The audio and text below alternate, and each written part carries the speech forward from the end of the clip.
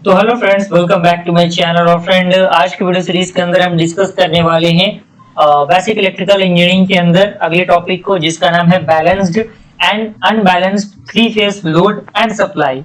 ये दोनों एक ही में कंबाइन है, तो हो सकता है कि डायरेक्टली एग्जामिनेशन में ये पूछ दे, क्वेश्चन शॉर्ट टर्म में भी आ सकता है। और इससे विरुद्ध लेक्चर में हम लोगों ने बहुत सारे टॉपिक्स को कवर अप किया हुआ है, तो नीचे प्लेलिस्ट का लिंक आपको मिल जाएगा डिस्क्रिप्शन बॉक्स में। आप वहां से प्लेलिस्ट को चेकआउट करके जो हमारे पिछले वीडियोस हैं उन पिछले वीडियो को देख के पुराना कंसेप्ट अपना क्लियर कर सकते हैं।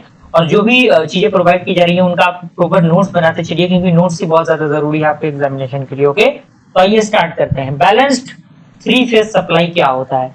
तो इसमें सबसे पहला पॉइंट कह रहा है कि इन balanced three phase supply, three phase voltage and current must have equal amplitude and equal phase difference between each phase।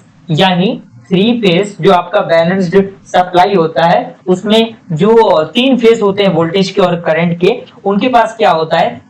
Equal amplitude होता है और इक्वल फेज डिफरेंस होता है एक दूसरे के बीच में, यानी वोल्टेज के बीच में भी और करंट के बीच में भी सेम फेज डिफरेंस होता है, और एम्पलीट्यूड का भी डिफरेंस क्या होता है? सेम होता है। Start clear? पहला पॉइंट आपका क्लियर हुआ।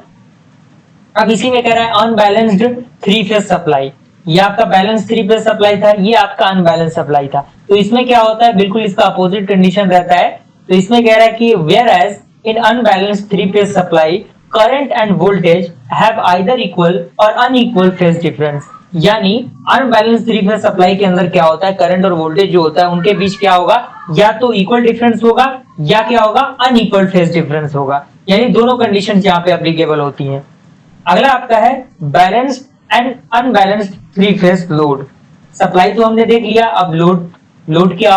तो इसमें पहला पॉइंट कह रहा है कि in a balanced three phase load all the phases must have equal impedance and, यानी कहने का मतलब क्या, जो बैलेंस थ्री फेज लोड होता है उसमें जितने भी फेजेस होते हैं उनके पास क्या होता है? इक्वल इम्पीडेंस होता है। और साथ ही साथ जो आपका अनबैलेंस थ्री फेज लोड होता है उसमें जो इम्पीडेंस होता है इन वन और more phase different from the impedance of another phase. यानी जो एक फेज का डिफरेंस होता है वो जो आपके अगले इम्पीडेंस होते हैं उनके डिफरेंस से क्या होता है? अलग होता है। तो ये दोनों कंडीशंस यहाँ पे एप्लीकेबल होती हैं। तो ये छोटा सा ही टॉपिक था, मुझे पूरी उम्मीद है कि ये पूरी जो पॉइंट्स है आपको समझ में आ गई होंगी। मिलते हैं अगले वीडियो में फ्रेंड्स, तब तक के लिए थैंक यू।